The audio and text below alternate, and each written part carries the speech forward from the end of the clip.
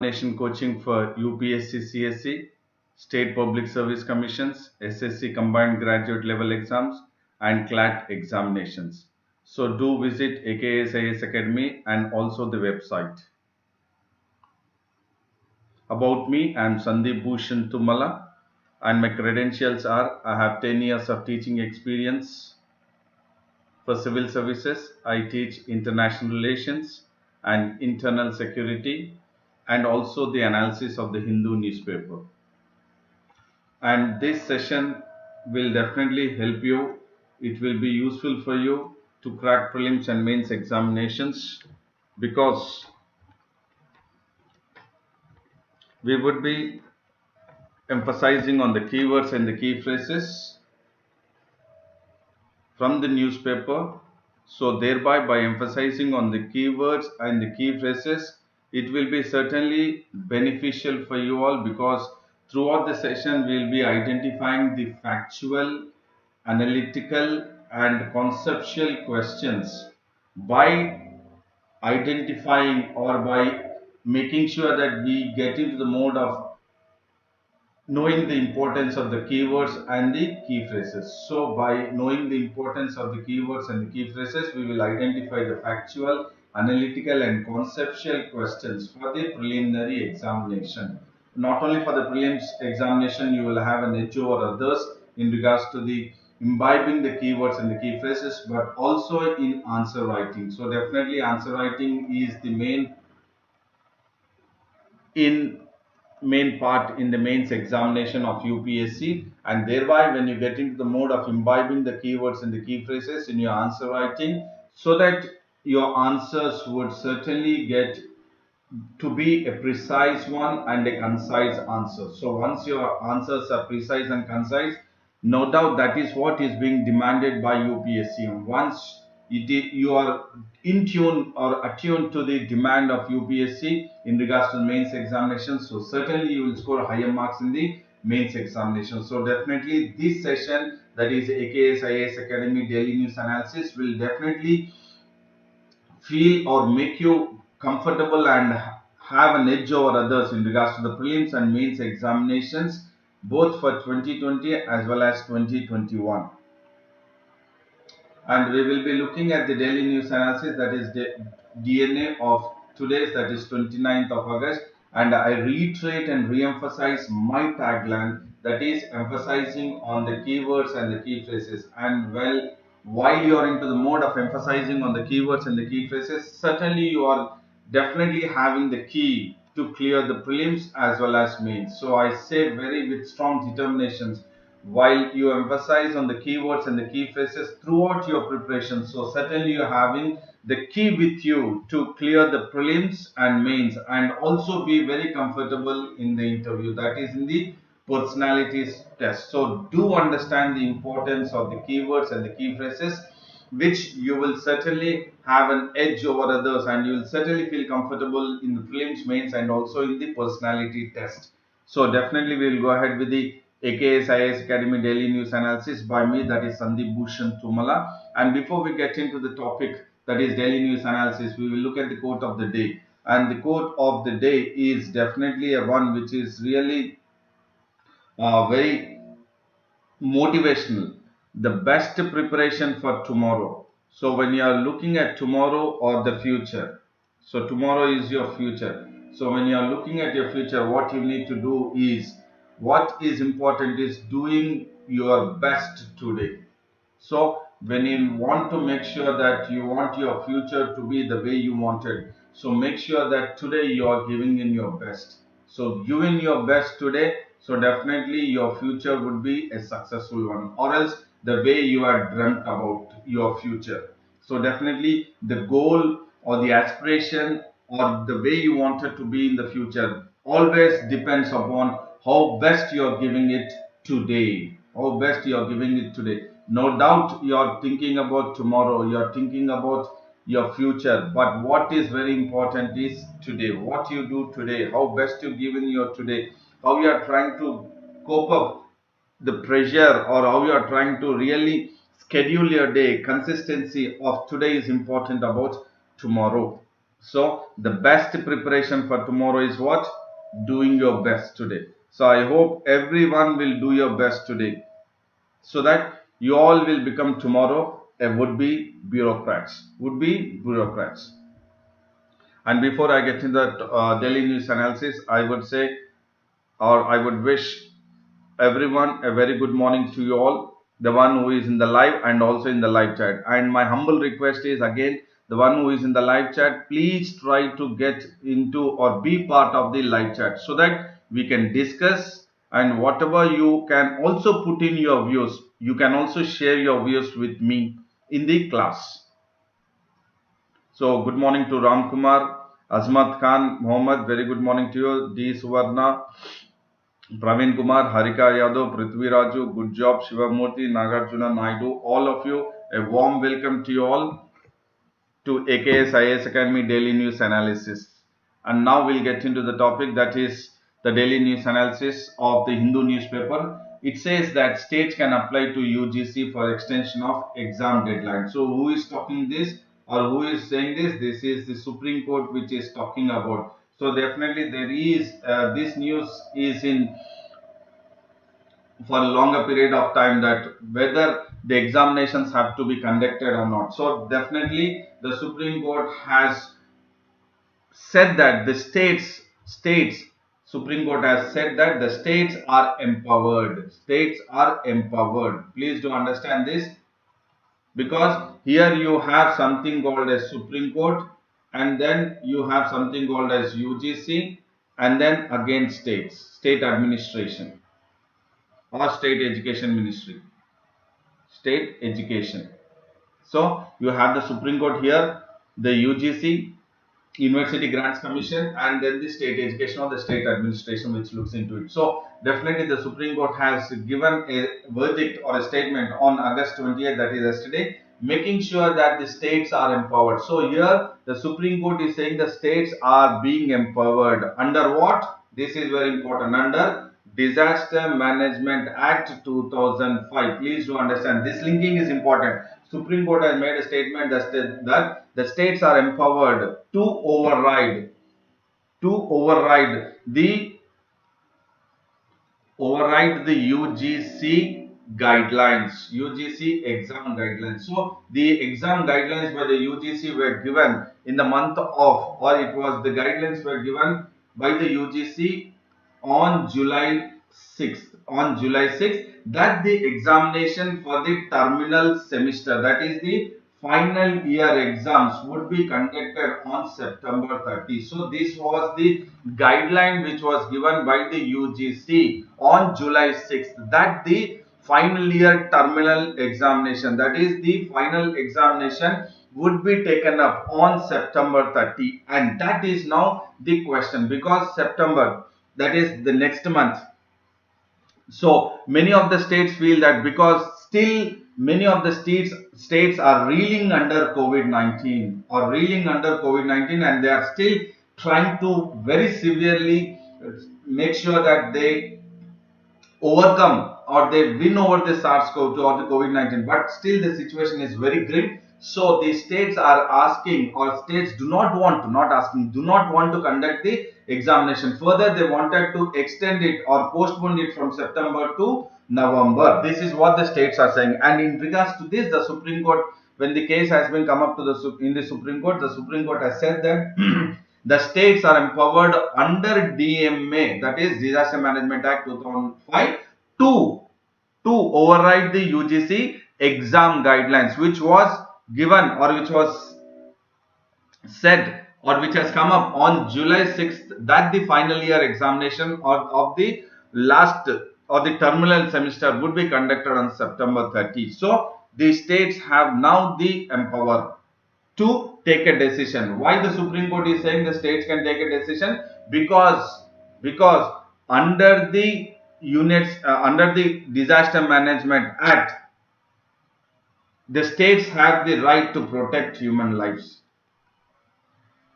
during the COVID-19. Under the Disaster Management Act, the states have the right to protect the human lives. That is why the states can now, what the Supreme Court says is, now the states can talk or write a letter, talk or discuss, have consultation, discuss or consultation with UGC and decide about the health of the students, and then they can decide whether the examination should be conducted as per the guideline which was put forth on July 6th by the UGC, that the final year exam should be conducted on September 30 or November. This is a question mark. And then the Supreme Court says that the states have to definitely go ahead, write or talk or discuss or consult with the UGC and then decide in regards to the examinations depending upon or taking care of the health of the students.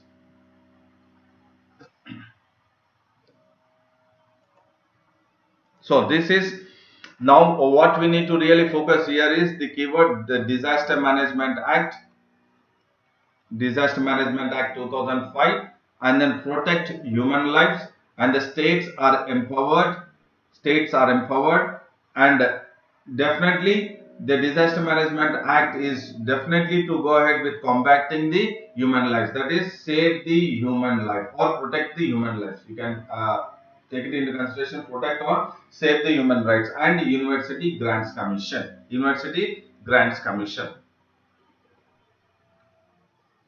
And before I get into topic, Lokesh Chandra has joined. A warm welcome to you, Lokesh Chandra, to AKS IAS Academy Daily News Analysis. And nice to see you after a long time. A court held that, and the court has said that the power of the states do not. This here, look at this. Supreme Court has said, as I said, the states are empowered. I said there is something you need to look at it in analytical point of view. States are empowered under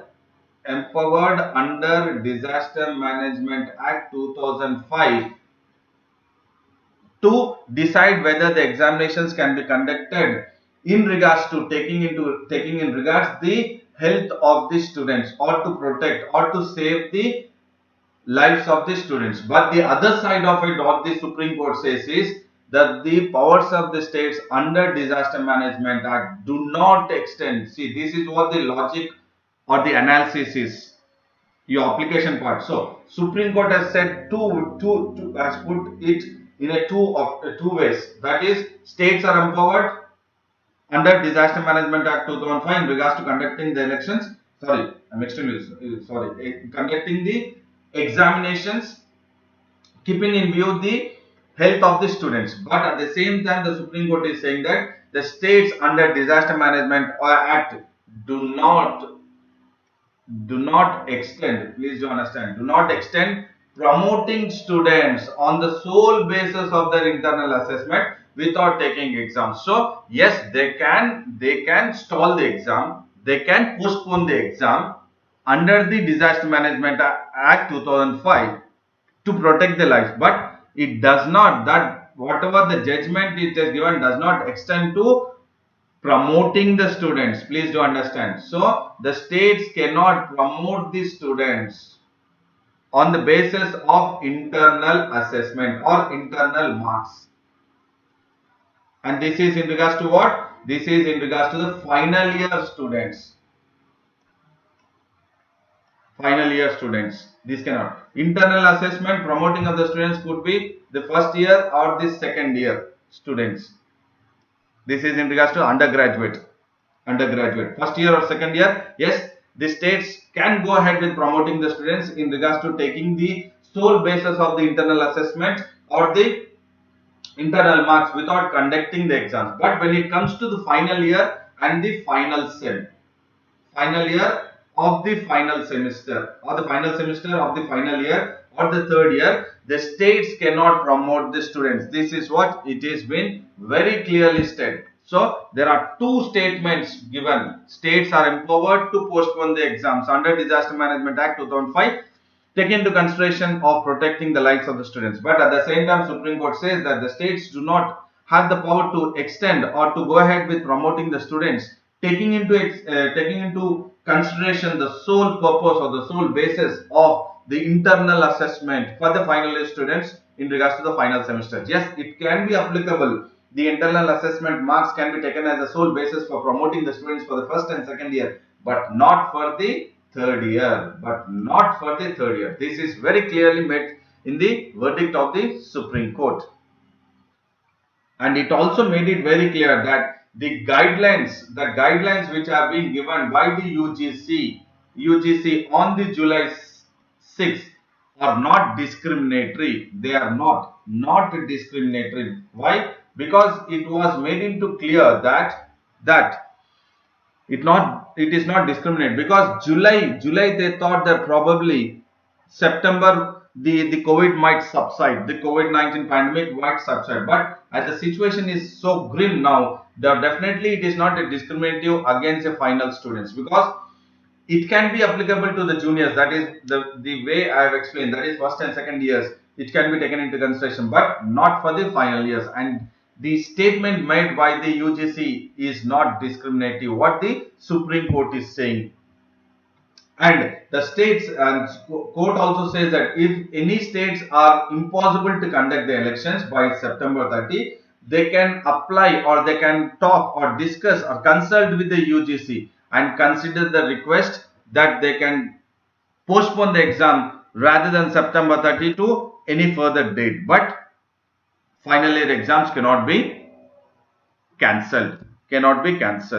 Definitely there has to be exam, and the final year students cannot be promoted by the sole basis of their internal assessment. That is what the Supreme Court has made very clear in regards to the UGC, and then the states, powers of the states in conducting the examinations. So here please look at here, one is education and the other one is health.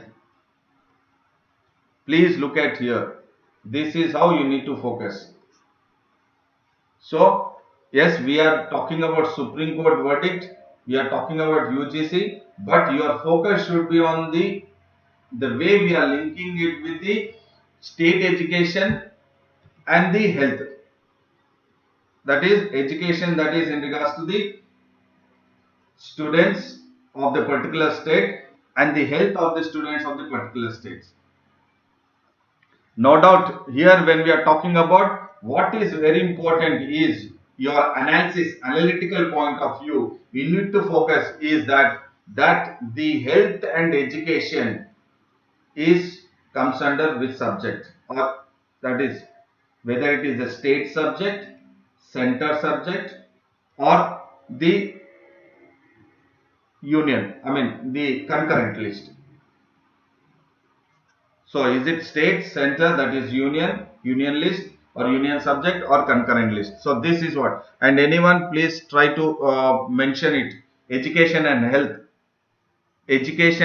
and this is how you need to look at subject. It falls under which subject, state subject, union subject, or concurrent list. Please do, this is how you need to focus. So it is not just a news, it is a question, UPSC question. It is a UPSC question for prelims as well as mains. You will have the conceptual understanding. State education, state health, and education and health are which subject? Is education state subject? Okay, health state, education concurrent. David Paul, very good morning to you, David Paul. Shravani says, sir, UGC haven't accepted what Maharashtra. Absolutely. That is what UGC hasn't accepted, and Maharashtra and Delhi says that they will go ahead with conducting the exam, or they will cancel the exam, or they will conduct the exam. That is why now the Supreme Court has said that you cannot cancel the final year exam. There has to be an examination. You cannot take the sole basis of the internal assessment. That is what the Supreme Court said. And I wish to know that from everyone, that whether education is okay, education is concurrent list, health is also okay. This is how you need to focus. Fine. Gopi Nayak has joined. Very good morning to you, Gopi Nayak. A warm welcome to AKS IAS Academy Daily News Analysis by me, that is Sandeep Bhushan Tumala. And here what is again another important is the states or state education, or you have these universities. They cannot dismiss. This is what it is. They cannot dismiss. This is very clearly said. States and universities cannot dismiss. As Shravani was talking about Maharashtra and in regards to the Delhi states, which they wanted to cancel the exam. No, the states and university cannot dismiss the UGC guidelines. So, what is the impact of UGC guidelines in regards to education onto the states? You can take this as an example, as a question also. The UGC guideline, the impact of UGC guidelines on education onto the states, whether it is merely advisory and they can be dismissed. No, they cannot be dismissed. They cannot be dismissed. And they were necessary for the determination of standards in institutions of higher education. Why it cannot be dismissed is because the guidelines, whatever they have taken, they were necessary for the determination of standards in institution of higher education. Why I am talking so is here higher education or education, if you look at it is part of your general essay. It is part of your general essay. That is why I am focusing here that education, health linking, and then UGC, and then state education, and then Supreme Court coming into it. So you can write all this part of your answer. It could be a short notes from this daily news analysis. So the guidelines which have been given or which have been mentioned by the UGC, it is the determination of standards in institution of higher education, and that guidelines which was by the UGC on July 6 was recommended by, this is very important for prelims point of view, and you can also point this even in your mains answer. So RC Kuhad expert committee. So there was an expert committee which has recommended the guidelines for the UGC examinations to be conducted on September 30. In July 6th, they have given the guidelines UGC, and that was the recommendation by, this is very important key phrase, recommendations by RC Kuhad expert committee. And who is RC Kuhad? RC Kuhad is Professor. RC Kuhad is the Vice Chancellor of University of Haryana, and this person is Professor RC Kuhad, who was the expert committee headed by Professor RC Kuhad. And they have given, RC Kuhad committee has provided three modes of examinations. Please do understand, this is again very important. Three modes of examination. What is that? One is paper, the second one is online, and the third one is blended. Blended in the sense both which both we are talking about. It could be paper and online depending upon the feasibility of conducting the elections across the India, that is urban and then rural India or remote villages. So this is very, very important. That is the recommendations by the RC Kuhad committee, and what it has recommended or it has provided three modes of examination, that is pen, online and blended. This is very, very useful for you all, informative for you all in regards to the education, health, UGC, and then which committee has recommended this? RC Kuhad expert committee, and it has also put forth the three modes of examination because of the COVID-19 pandemic situation.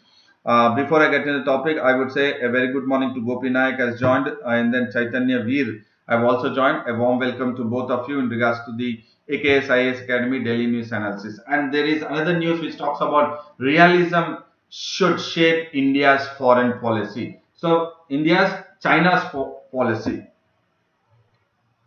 So we are talking about in regards to the foreign policy or India's foreign policy. So when we are talking about India's foreign policy, we are talking about India's foreign policy towards China. So what is that the news we have to focus here is the keyword. It says realism should shape India's China's policy.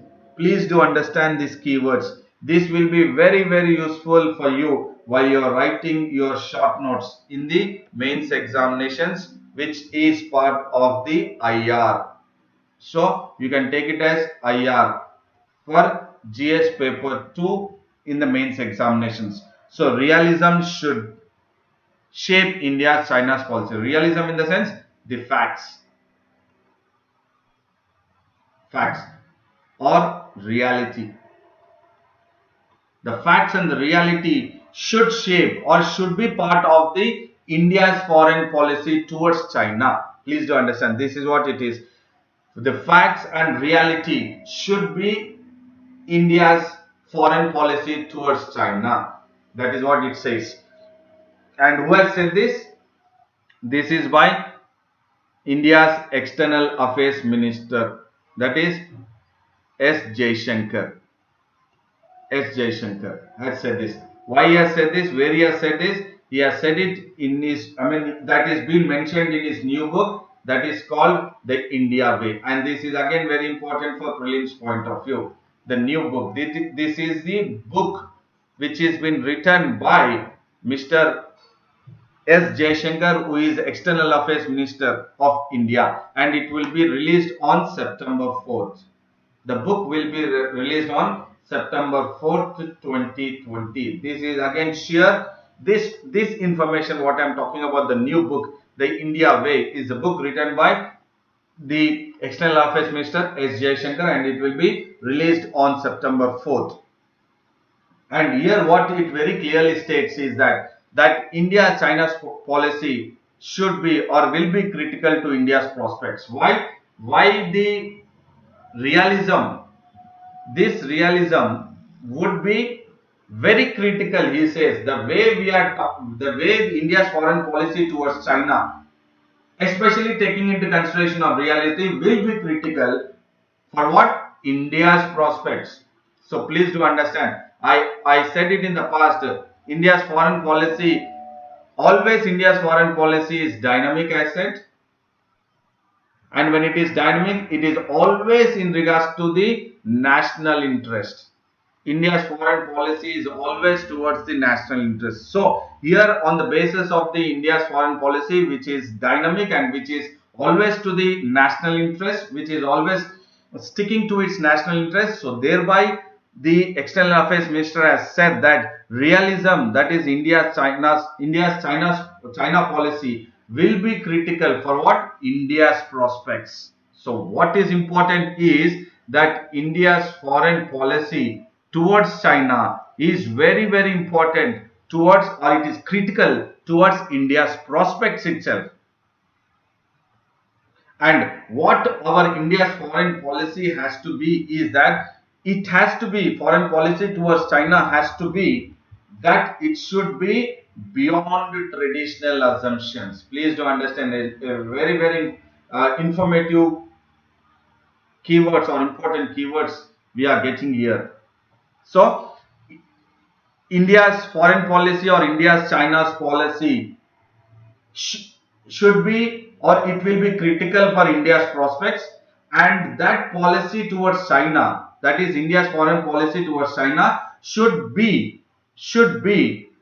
beyond traditional assumptions. So we have to come out of it. We have to come out of the traditional assumptions and we have to think reality, or we have to look at the facts. This is very, very important. Now you will understand the foreign policy. The foreign policy now, if India wants to be prospect, or India really wants to have that critical towards India's growth, it should definitely move beyond the traditional assumptions and it has to focus on the reality and facts, and that is nothing but realism. This is very, very important for IR conceptual points, conceptual understanding for prelims as well as mains examinations,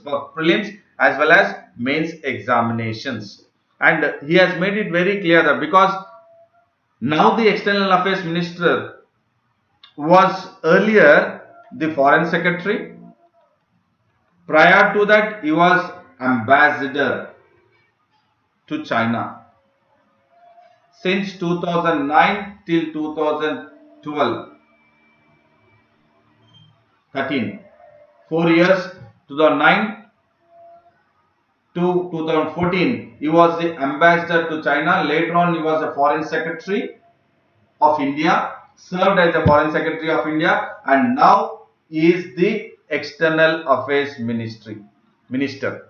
So, based on his wide experience, he has written the book called as the New India Way. There he is focusing on India's China policy. Wherein the core what you need to focus is India has to move beyond its traditional assumptions and then look at the reality and the facts for India's prospects. And that is what the realism should be shaping China policy, so that we will move forward very progressively. And then Rajesh has joined, Kakarla ABR has joined. A warm welcome to both of you.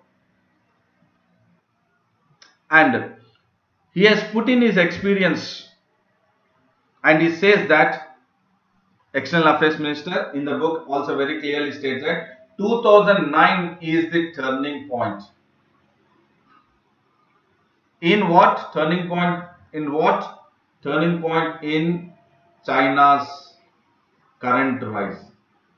So we know that China is rising, no doubt about it, no doubt about it. And what External Affairs Minister Mr. S. Jaishankar is saying is that is noting that the year 2009 is the turning point for China's current rise. Why? Why it is? So we will look at the reasons. We will look at the reasons why 2009 has been a turning point for China's current rise, because we have seen 2008 economic crisis.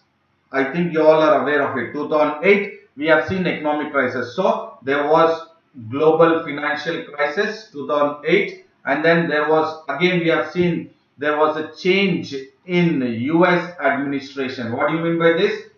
That means Obama to Trump. 2016 we have seen later on that Obama to Trump, the change in the US administration, and also we have seen the consequences. Please do understand, here I am writing the word, not the Iraq war. Consequences, that is the aftermath or the repercussions or the consequences of Iraq war. Saddam Hussein.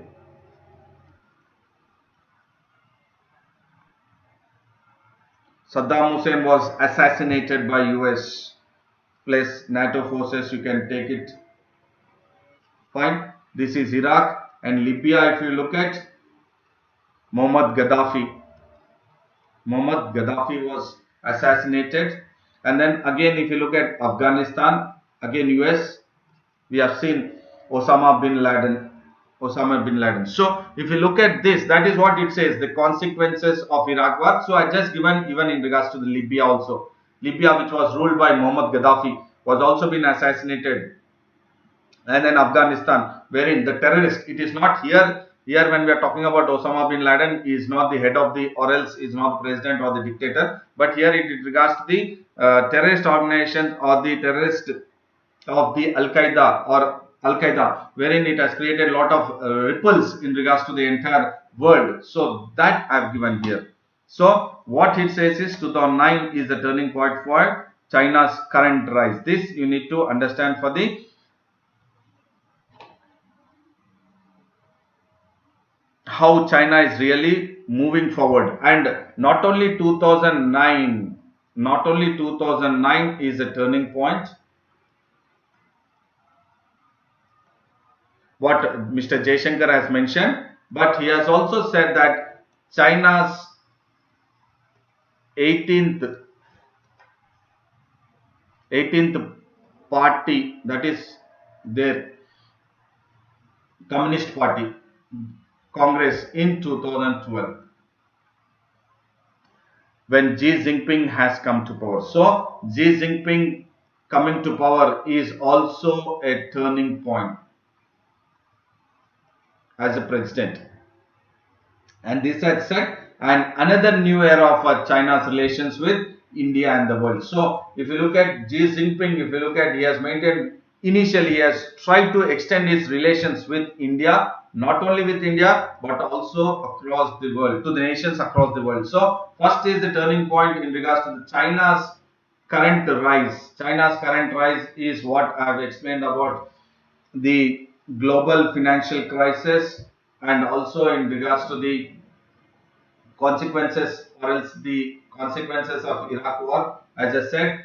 And then also we have also discussed in regards to the change in the US administration.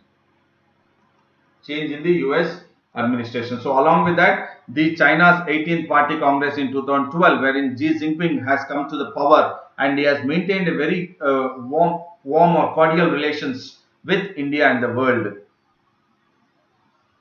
And now, what is the challenge to India? What is the challenge to India which is India facing is that we need to, India is facing a challenge, or India's challenge.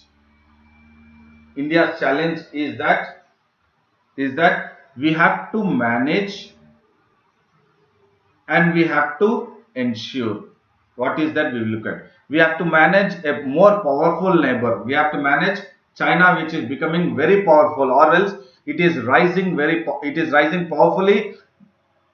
China's rise. Here if I look at, I will focus again in regards to both, that is economically and militarily. So look at, so China's rise. So we have to manage a powerful neighbor, that is China, which is rising economically and militarily. And along with that, we need to ensure its own rise.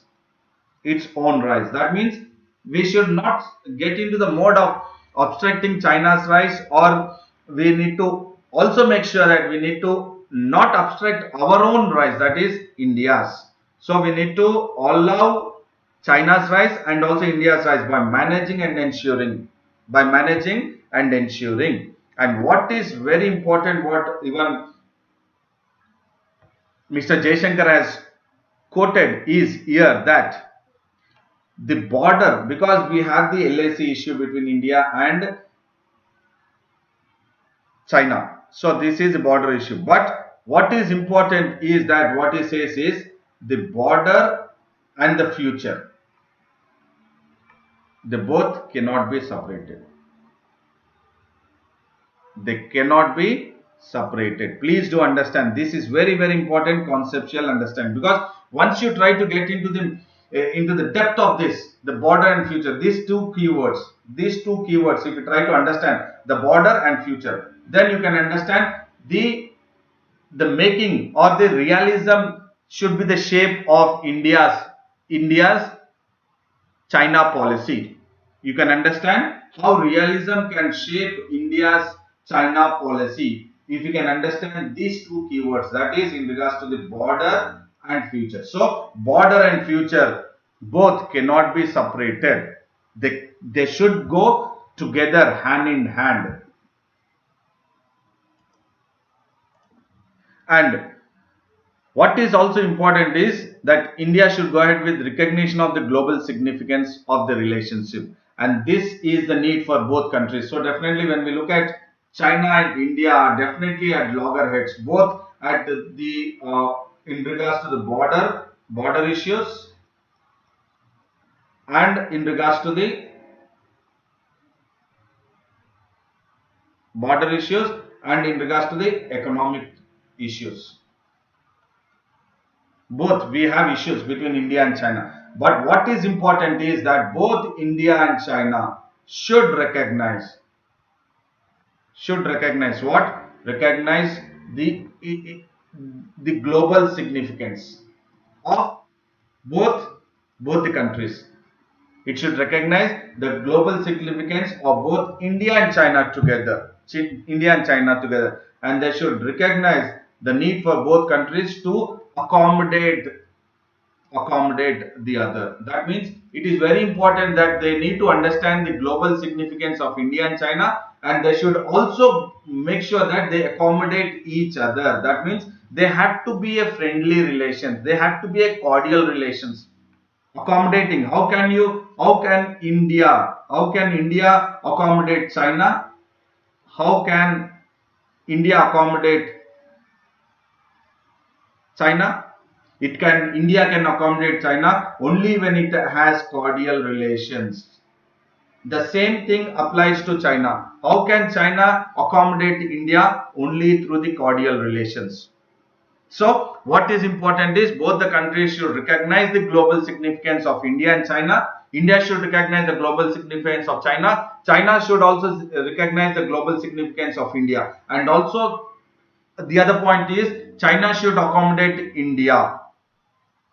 And India should also accommodate China in its having its cordial relations, and that is what the key driver. So recognizing or recognition is the key driver that both the countries would move together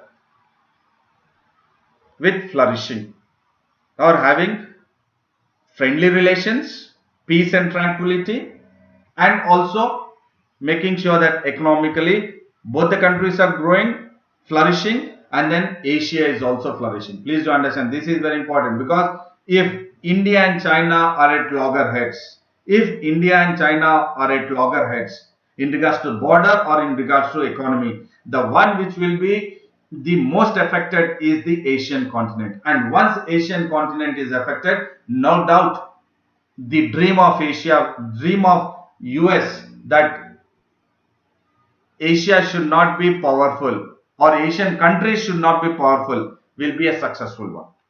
Please do understand. We are linking it at a very different level. Fine. So this is very important. Global significance. Both India should understand or recognize the global significance of China. China should understand and recognize the global significance of India. China should also accommodate India. India should also accommodate for China, to China. And the other news is that Guterres flays India's global subsidy. So who is Guterres? He is United Nations Secretary General. United Nations Secretary General is Antonio Guterres. So what do you mean by flays? Flays means he has almost criticized. He has criticized. He didn't like it. What he didn't like it, we'll look at. So he has criticized United Secretary General Antonio Guterres. This could be part of what you say prelims. Please do take it into consideration, because all the heads or secretaries of all the international organizations, you should be knowing. All the secretaries or secretary generals of the international organizations, you should know for the prelims point of view, which is the dynamic part of IR. Which is dynamic part of IR. So he has criticized India. So what he has done? He has criticized India. Why he has criticized India? We will look at. He has criticized India. Why? Because he has criticized India because India is highly subsidizing. India is highly subsidizing what? The fossil fuels. Fossil fuels is what? It could be coal, gas or oil. Coal, gas or oil. It is not only subsidizing the fossil fuels, but it is also promoting. It is also promoting what? This is very important. Coal auctions. So when you are auctioning it, what is happening? The higher bidder in the sense the company which is bidding for higher amount would get the auction to go ahead with mining of that particular coal area. So here what is happening? They are promoting coal auctions because they will get more of only the higher bidder will get the permission to mine. So these two words are very important: subsidizing and promoting. So subsidizing fossil fuels and then promoting the coal auctions are the one which have been criticized by the UN Secretary General Antonio Guterres. And he has criticized, he has gone ahead with delivering a speech at 19th Darbari Seth lecture. So this is again very important for prelims. So this has been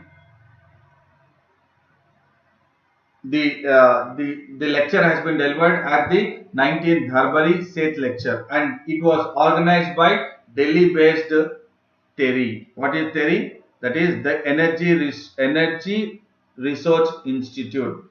It could be again part of prelims. Which among the following statements is incorrect in regards to TERI?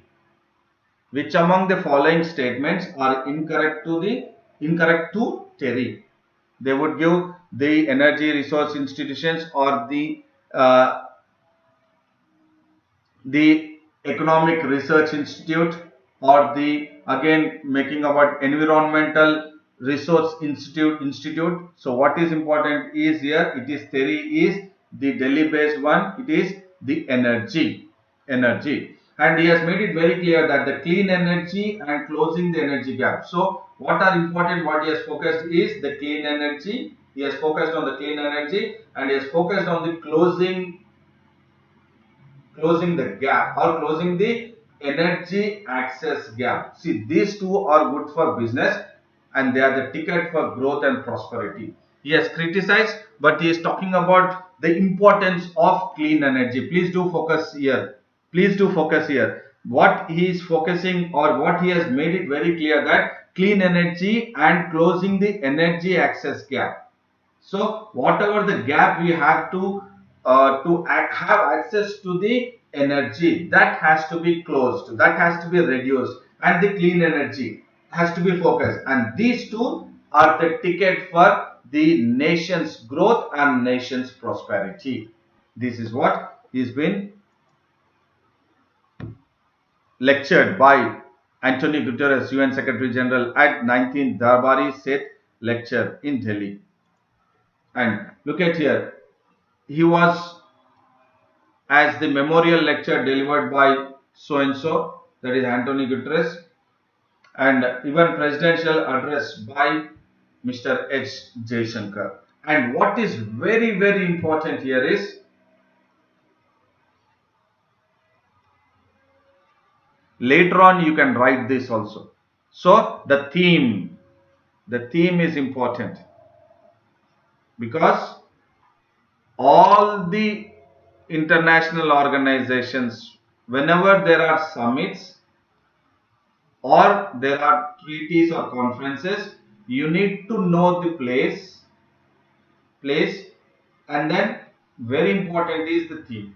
Place where it has taken place, or else that particular international organizations, when it was created, formed, and the number of member countries, and then the where it is located, that is where the secretary is there,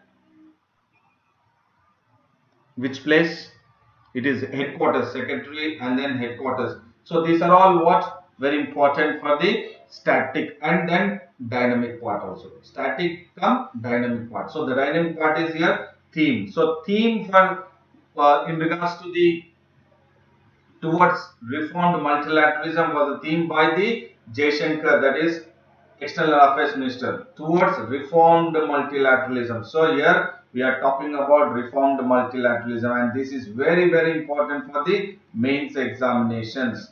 Is India or the globe should be for the reformed multilateralism. And in regards to the climate, the rise of renewables.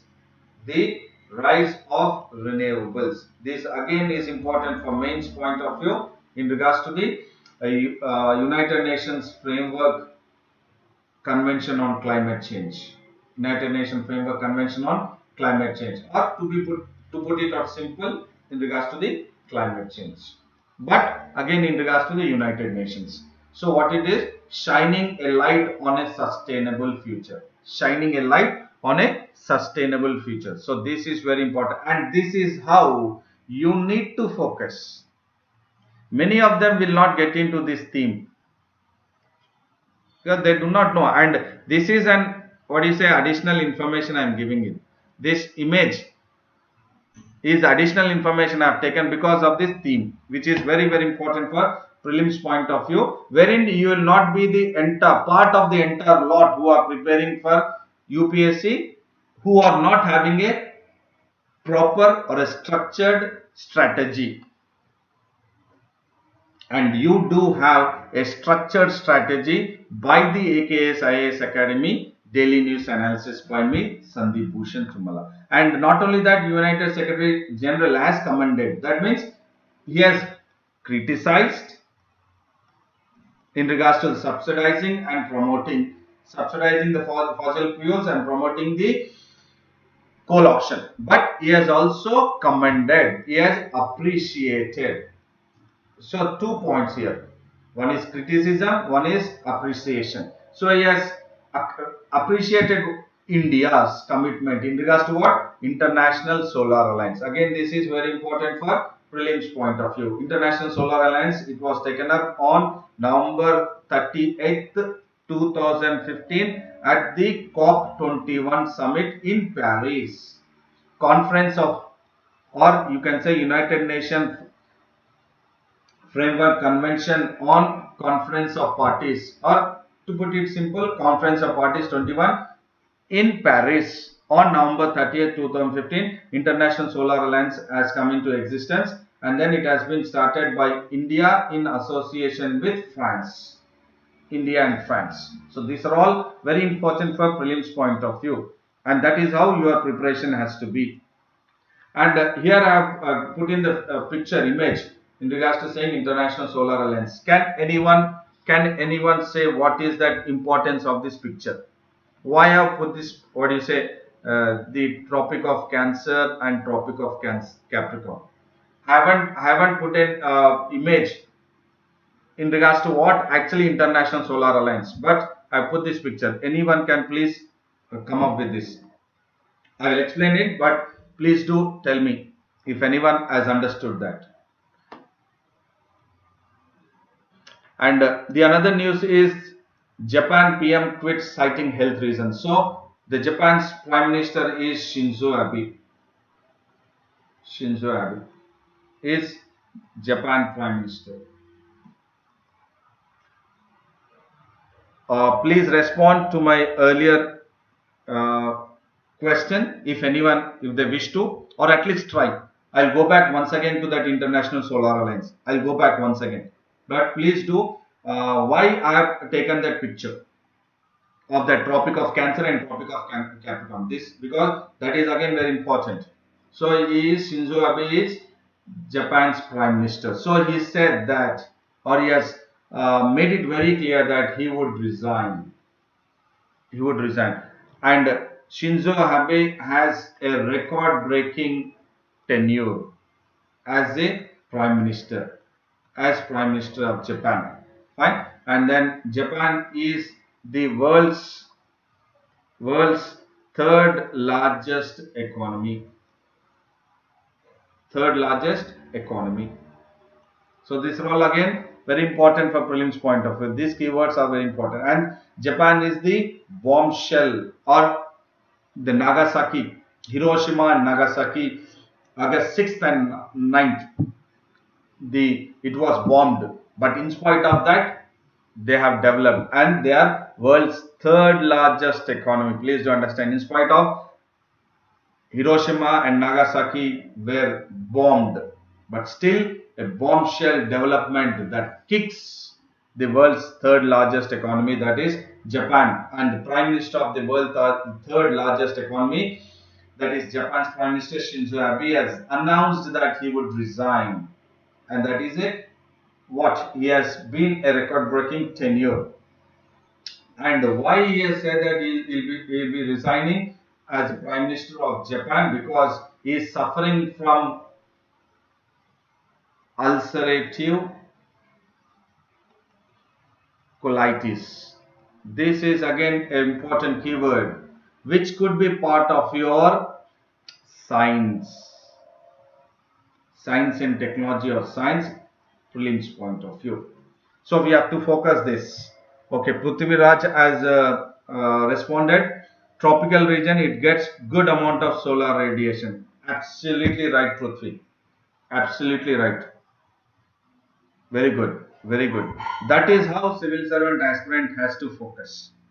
Geography map base. So here we were looking at climate change, But again, geography miss. Okay, I'll come back to that once I finish this. So he had this problem, that is, he was suffering with ulcerative colitis. Ulcerative colitis. This, yes, even when he was in the first time of the office. There also he has once he has moved out of the office, and now also he is suffering with the same, that is recurrence once again with the sunshine continues. Dhanushya Suvarna says absolutely. I'll come back to that. So ulcerative colitis, fine. And he has made it very clear that he said that I'm not able to fulfill the mandate of the people with confidence. I have decided that I should no longer occupy the position of Prime Minister. By saying this, he has resigned. And he said, I sincerely apologize to the people for leaving my post, because he has still one more year. With 1 year left in my term of office and amid the coronavirus. Look at it, the way he is suffering, but still he is worried about the people of Japan.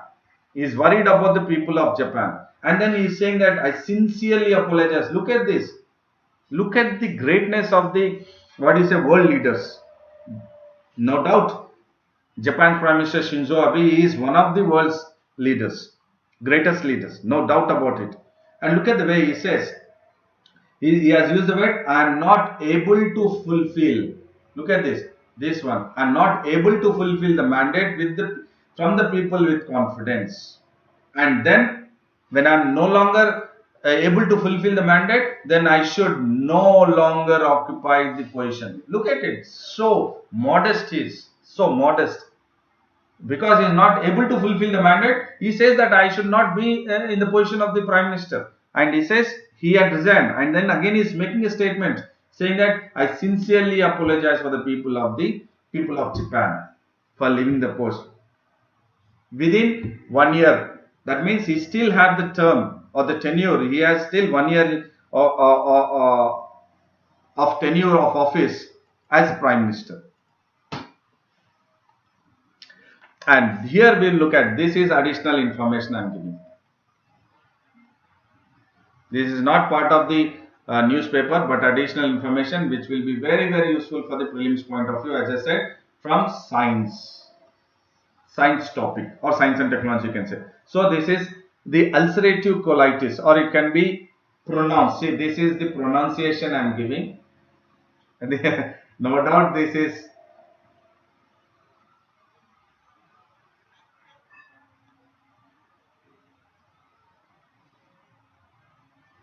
not an English class, English session, but the pronunciation for ulcerative colitis is ulcerative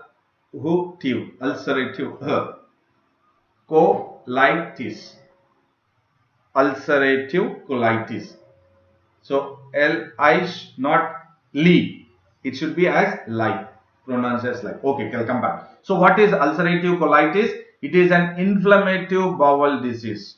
So ulcerative colitis is an inflammatory bowel disease.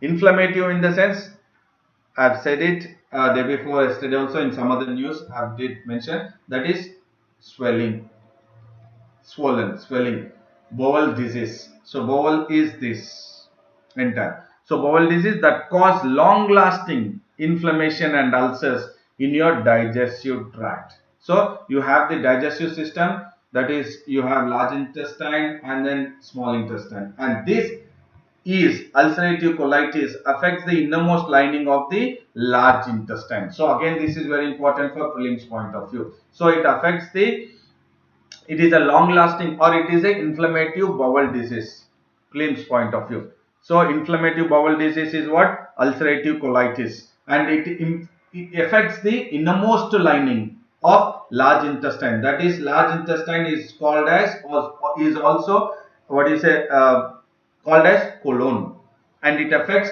the colon and rectum. So this is rectum, this entire is colon. That is the large intestine, colon and rectum. And there is no treatment, there is no known cure for this ulcerative colitis, wherein the Japanese Prime Minister Shinzo Abe is suffering.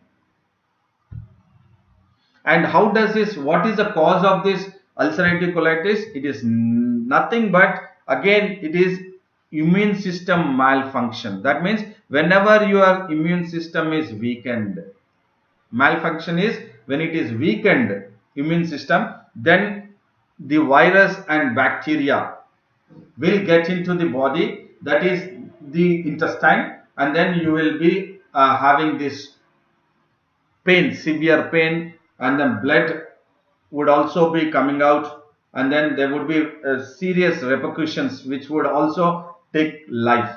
So when your immune system is at malfunction or it is weakened, so the immune system will not be able to fight against the antigens, that is the virus or bacteria. So if you look at this, this is a normal colon, that is the intestine, but if you look at this one, it is ulcerative colitis. So what do you mean by this one? So this patchy one, this red one, patchy one. So all this area is what? It is all this intestine, colon is affected by the virus, or you can say it is the ulcerative colitis. So this one. So this patchy one. So look at this normal. There is no ulcerative colitis or there is no virus or bacteria here.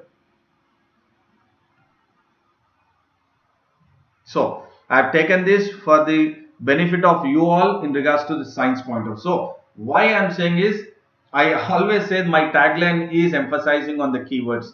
So what is the keyword here? He is suffering from, Mr. Shinzo Abe, the Japanese Prime Minister, is suffering from ulcerative colitis. So there could be a possibility that this keyword would be your prelims question in the UPSC. Fine. So now I'll go back to this International Solar Alliance. No doubt, as Prithviraj and then D. Suvarna have said, these are the countries. These are the countries wherein the maximum, they are, what do you say, just the countries which are between the Tropic of Cancer and Tropic of Capricorn, that is, which are almost along the equator and which are above the Tropic of Cancer and then away from the Tropic of Capricorn.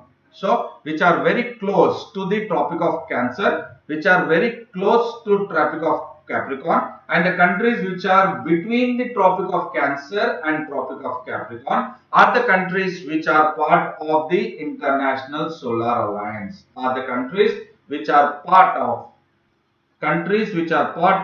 International Solar Alliance. So that maximum sun rays falls along the equator and then just above the Tropic of Cancer and just below the Tropic of Capricorn. So this is how. So here it says daily sun and then long term average annual sun. If you look at it, it is less than 20, less than 25, 30, 35, 40, 45, 50, daily sun 60, 70. So look at this. So that means the one which are close to the equator or Tropic of Cancer and Capricorn between are the one which have the maximum sun rays, so that the solar energy can be tapped and then solar energy can be, solar rays, solar energy from the sun can be tapped and then solar energy can be produced. And Sribiki has joined. A warm welcome to you, Sribiki, to AKS IAS Academy Daily News Analysis. And there is one more news which talks about Lakshadweep Islands to have more Kerala born owls to kill rats. Yesterday, which islands did we discuss? Yesterday, please key in. Yesterday, which islands did we discuss and what was that actually we were discussing yesterday? Is it Lakshadweep Islands we discussed yesterday? And then why did we discuss that? And today, this news talks about the Lakshadweep Islands. And in this Lakshadweep Islands, we will look at The keyword we will focus is Kerala barn owls. Kerala barn owls, Lakshadweep Islands and rats. These are the keywords. So, what is the news is that 3 pairs of barn owls, birds. So here you can see this owls. These are the owls.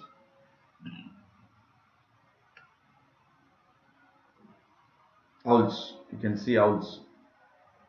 So 3 pairs of these 3 pairs of these barn owls were taken to Lakshadweep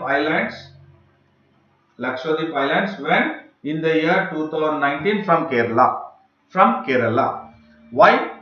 Because these Kerala born owls are skillfully, or they can kill violently. What? They can kill violently what? They can kill the rats.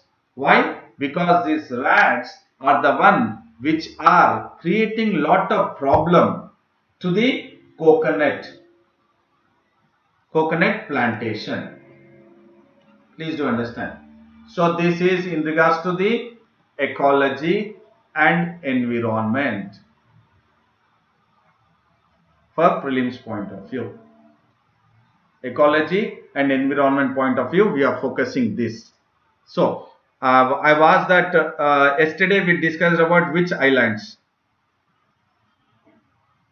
Which islands? Please let me know. So the barn owls of 3 pairs were taken from Kerala to Lakshadweep Islands in the year 2019, so that these barn owls are skillfully violent to kill the rats. Why? Because the rats are creating a menace in Lakshadweep Islands.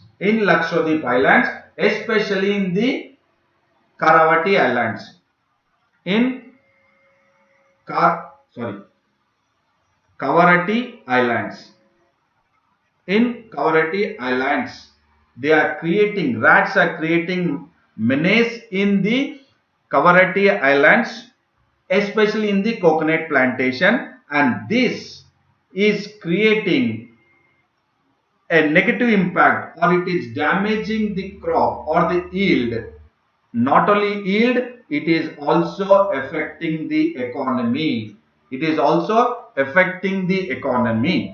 So here ecology and environment, again a bit of economy is focused, because it is affecting the damage to the coconut plantation, the yield of the coconut plantation, because once the yield of the coconut plantation is damaged, so definitely it will affect the economy of the Lakshadweep Islands, or the indigenous people who are involved in the economic activity in Lakshadweep Islands, focusing on the Kavarati Islands. And these barn owls are called as Tyto alba.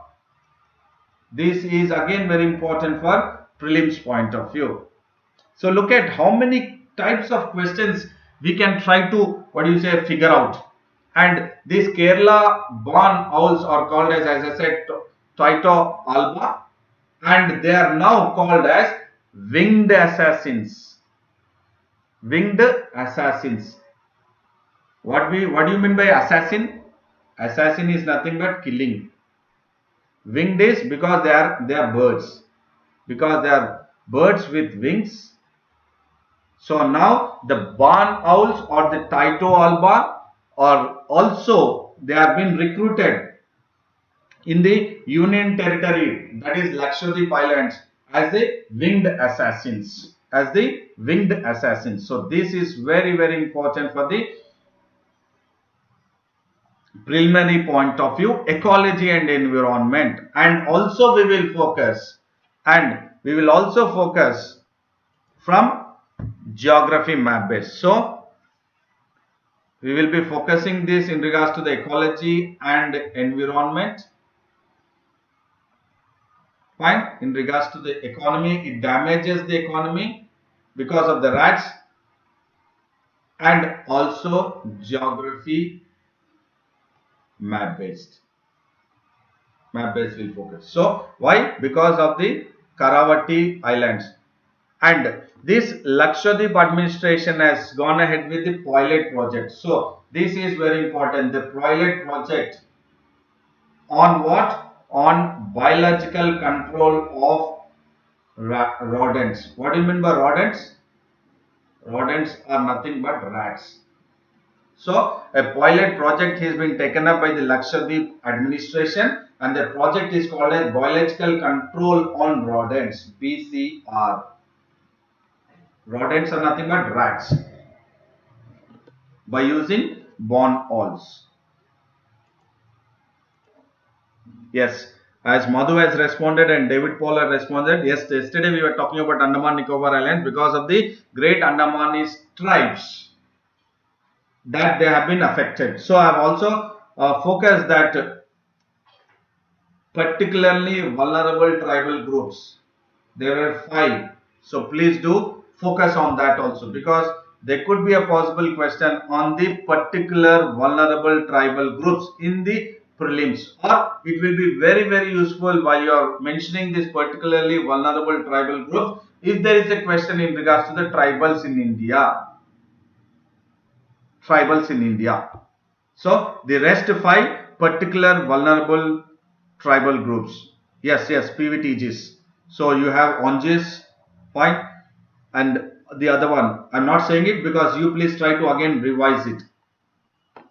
And according to the report, so you have a report here, we will look at it again for the prelims point of view. So there is a report a report has been come up by Department of Agriculture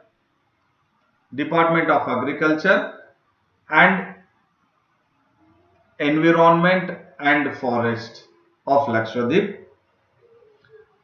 plus the Krishi Vignan Kendra. This is important because there is a report which has been taken up by the Departments of Agriculture, Environment and Forest of Lakshadweep and the Krishi Vignan Kendra, which is under, this is under what? Under Central Marine Fisheries Research Institute. So these are very important keywords for the prelims point of view, because we are here, please look at this word institute.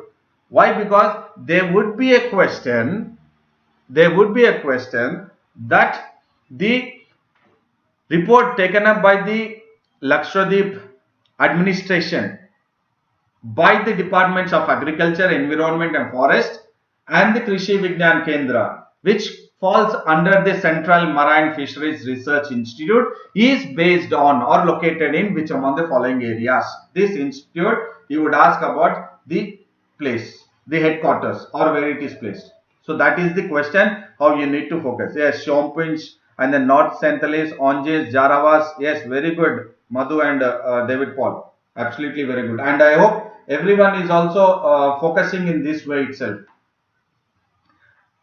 So they have come up the report. So this is very important along with the Department of Agriculture and Environment and Forest of Lakshadweep, along with Krishi Vignan Kendra under Central Marine Fisheries Research Institute. Where is it located? Is the question mark, which will be part of your prelims. And why they have brought now, the question is, you should understand that why this is discussed so much. You should have you should have got the doubt why sir is talking about these owls or birds. Why is it so important? Why should we focus as UPSC, or why should we focus in AKS IAS daily news analysis? AKS IAS Academy daily news analysis. Why this about the owls have to be focused? You should get a doubt, at least till now. Fine, I will explain to that. The importance of owls, because the island have no other natural predators. That means to to kill rats. So there is no natural predators. Please do understand your keyword. Natural predators. The island, Kavaratti Island, do not have the natural predators, and no natural predators at Kavaratti Islands. And what is the other one is Lakshadweep Islands. They do not use what? Chemical agents, and they practice organic agriculture. This is what is important. That is why I was focusing on ecology and environment.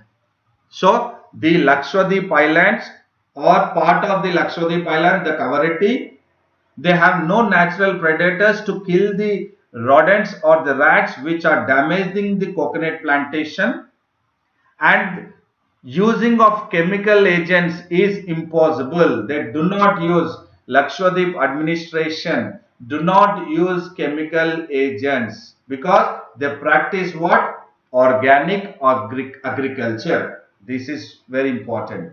So these are the reasons why I was talking about the bird, that is barn owl. And these rats are really causing a menace in coconut plantation in Kavaratti Islands, because as the coconut trees on the islands are very closely planted, and they would just, switch over from one coconut plant to another coconut plant from their fronds in the sense that you have the entire branch kind of thing. It's not a branch. You can say that coconut, you have that, those are called as fronds. From one frond to another frond, it jumps without getting onto the surface. So when it is on the top of the fronds, so the owls can identify them and they can skillfully kill violently the rodents. That is why the administration has taken up the idea of barn owls in 2019. So this is Lakshadweep Islands. So we have seen the east side. The other side of the Lakshadweep Islands is the Andaman Nicobar Islands. We have seen, fine, the other side, and the west side is Lakshadweep in the Arabian Sea. Fine. So here you have the Kavaratti Islands.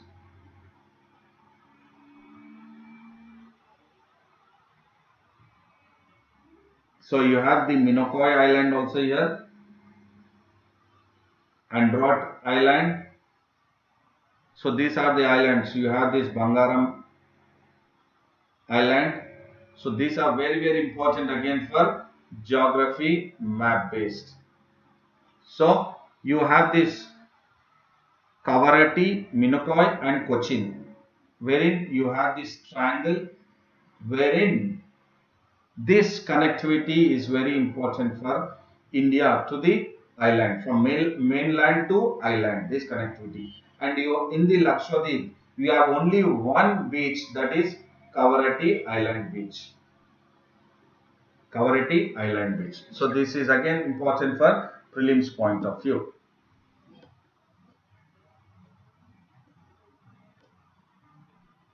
So we will take up the question for the day, and the question for the day is consistency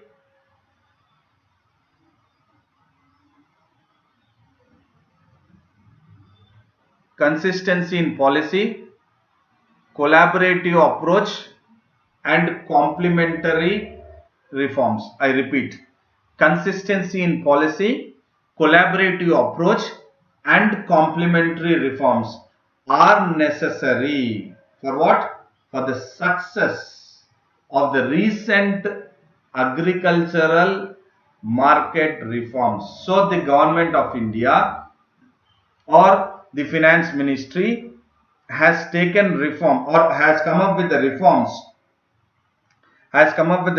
in regards to the agricultural market or for the welfare of the farmers.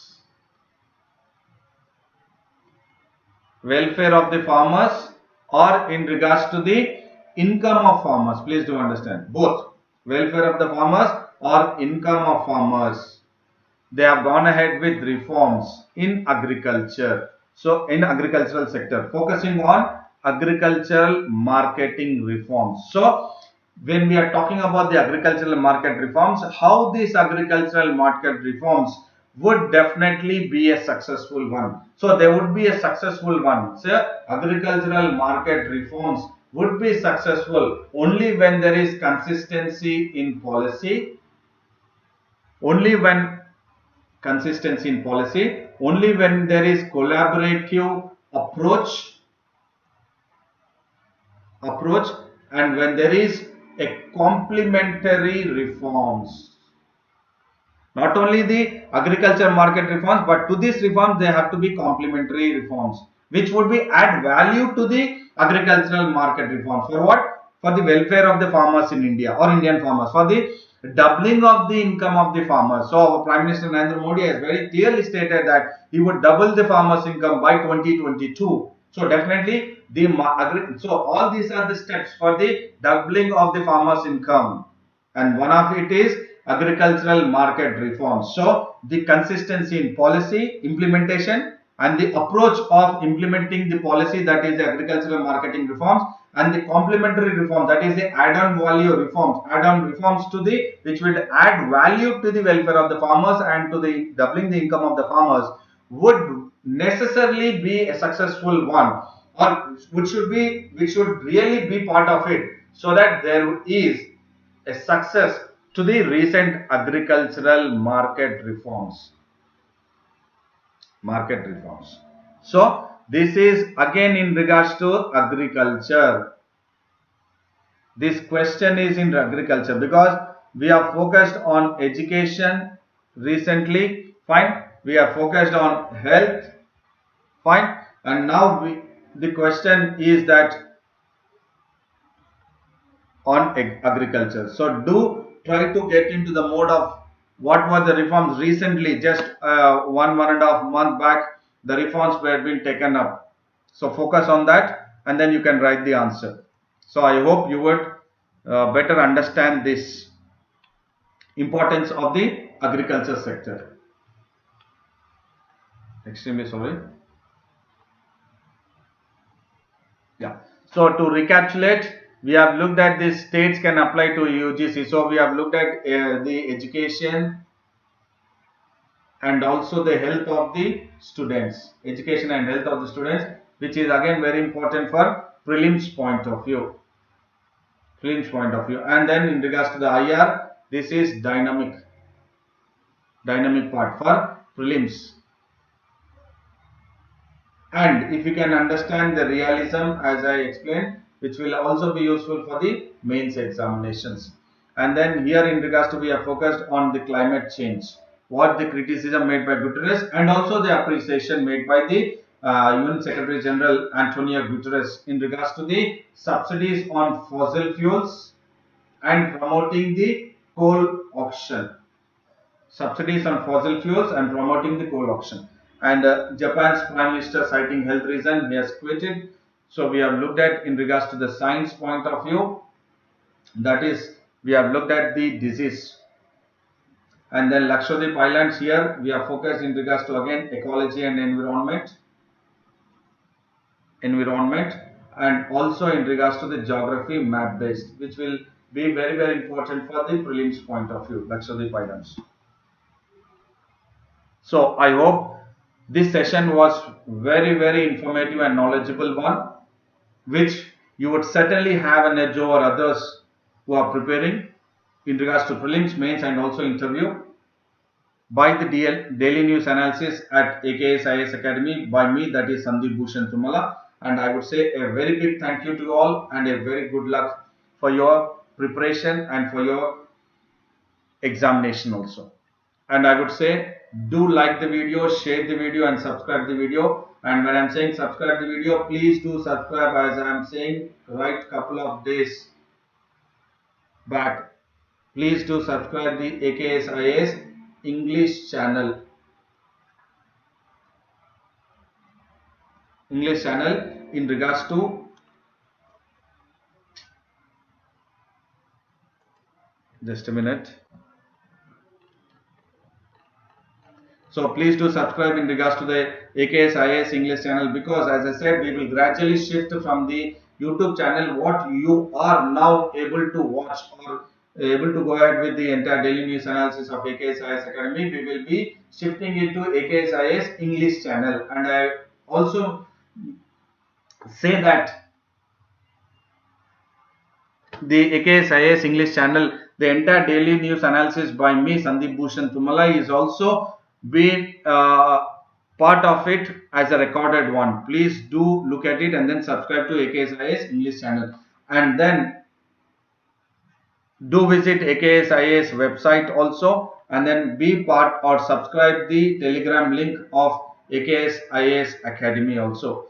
And in regards to the daily news analysis, I would take up again at 7:30 AM on Monday, coming Monday.